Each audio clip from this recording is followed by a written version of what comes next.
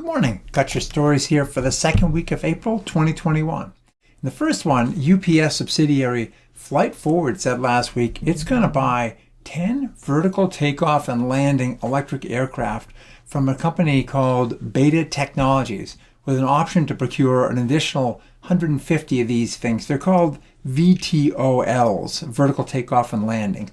The first 10 should be delivered to UPS in 2024 and have a range of 250 miles and a cruising speed of up to 170 miles per hour. Recharging times should be about an hour, and the planes should have a cargo carrying capacity of about 1,400 pounds. They'll fly out of UPS's Atlanta facility, and the goal is to help them see if they can cut their carbon footprint. Their goal, UPS's long-term goal, is to cut carbon emissions by 25% and have 40% of their vehicle fleet operating without use of fossil fuels by 2025. Today, UPS uses Cessnas for its short-haul flights when it's trying to move time-sensitive packages where trucks can't get there fast enough. So this could be an interesting area for the future growth of electric VTOLs. In other news, General Motors announced last week it's testing multiple battery chemistries, technologies, and manufacturing processes to cut the costs of EV batteries and reduce dependence on critical and price-sensitive inputs like cobalt. The company is experimenting with silicon-rich and lithium metal anodes, solid-state and high-voltage electrolytes, and the dry processing of electrodes for its next generation of Ultium batteries. That dry processing, Tesla's working on the same thing right now. This is expected out around 2025, and the goal is to cut costs.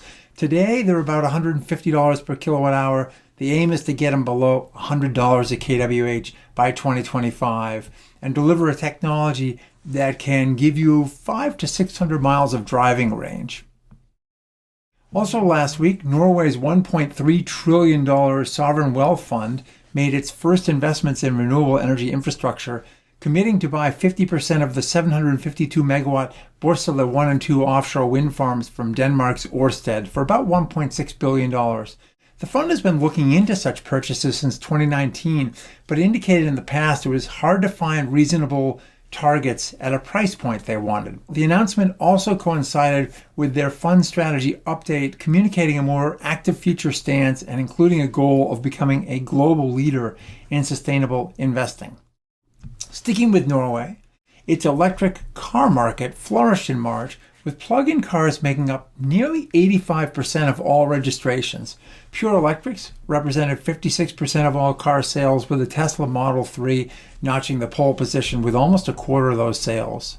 On the continent, EU saw electric buses getting 6.1% market share of new registrations, while diesel numbers slipped nearly 10 points. So that market's starting to move forward as well.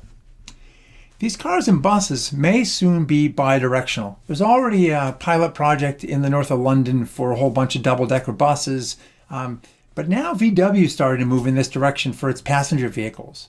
German business publication Handelsblatt indicates that VW's EVs may go bi-directional as early as next year. Thomas Ulbrich on VW's Board of Management for e-mobility indicated the company sees bidirectional charging as a future business opportunity. Its Audi division has already been researching the technology heavily, and Hyundai has made it a core technology in its eGMP platform, which supports the Ioniq 5 and the Kia EV6, both arriving next year. Nissan's Leaf has had V2G capacity for almost since its original launch, but there's been a lack of charging infrastructure in the United States to actually help make this a reality. That's changing as companies like Nuvve get into the bus V2G space, and other companies like Wallbox roll out their Quasar platform to focus on this potentially enormous market opportunity. And then there are companies like Peak Power out of Toronto, Canada, that are working to integrate vehicles into buildings and into the grid at large. So we're going to see a lot more of this activity between vehicles and the grid in the months and years to come.